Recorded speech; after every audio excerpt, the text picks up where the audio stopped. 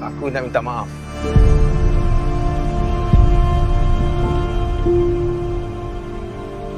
Ini hadiah untuk kau. Bukan aku nak ambil hati kau, tapi ini tanda aku minta maaf. Awak tahu tak apa yang buat saya paling sakit hati? Bukannya orang hina saya. Bukannya orang pandang rendah kat saya. Tapi orang yang macam awak. Sebab orang yang macam awak ni hanya lihat luaran je. Tapi tak tahu luka yang ada kat dalam.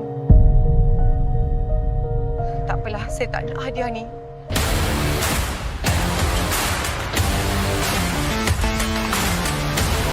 Rumah aku.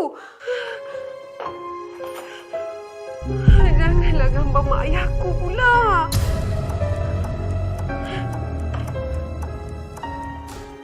Kenapa kau buat macam ni, ah? Hello?